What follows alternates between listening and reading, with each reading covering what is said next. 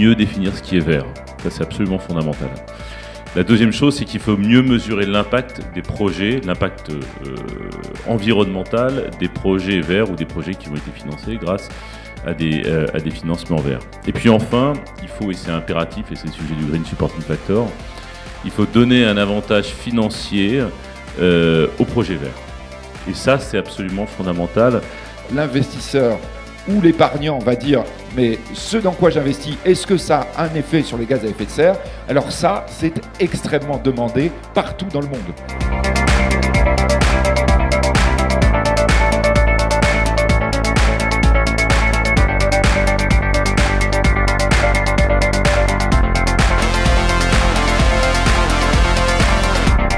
On s'est rendu compte, là, sur quelques exemples, que la réglementation, quand elle était faite intelligemment et co-construite avec les entités de place, pouvait être au contraire un avantage compétitif au niveau international.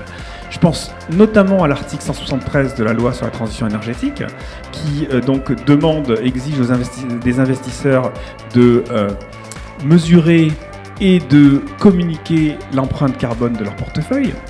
C'est une réglementation qui a fait le tour du monde. Au travers des green bonds, on arrive à recréer une proximité entre les porteurs de dette et les entreprises. Et cette proximité, je pense qu'elle est à la fois importante pour l'émetteur parce qu'il arrive à mieux gérer son écosystème de financement. Et nous, en tant qu'investisseurs, on peut dire, derrière les fonds que je vais vous prêter, il y a une multitude d'investisseurs qui vous demandent d'accélérer le financement de projets verts et surtout de nous expliquer comment vous sélectionnez ces projets verts et comment vous mesurez l'impact environnemental.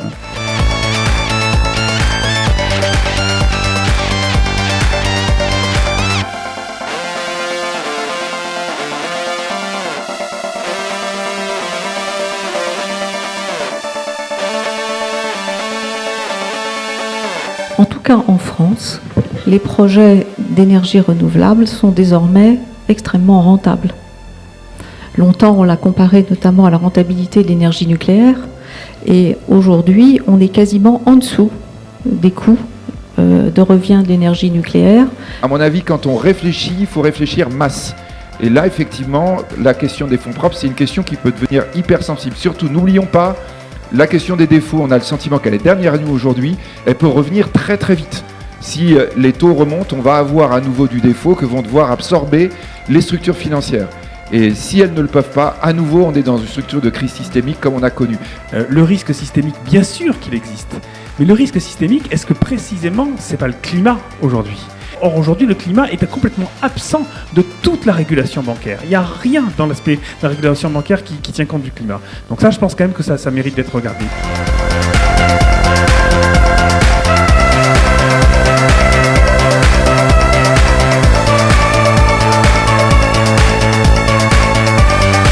En fait, l'idée, c'est pas de dire qu'il faut réduire pour tout l'exigence en fonds propres, c'est d'appliquer les mêmes règles dans ce domaine-là que les règles que nous appliquons aux entreprises classiques.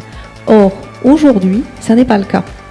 Un très beau projet de centrale photovoltaïque, aujourd'hui, coûte en financement bancaire beaucoup plus cher que le financement d'un projet d'entreprise classique. Quand la pollution ne concerne que l'eau, les riches peuvent continuer à acheter leurs bouteilles d'eau au supermarché.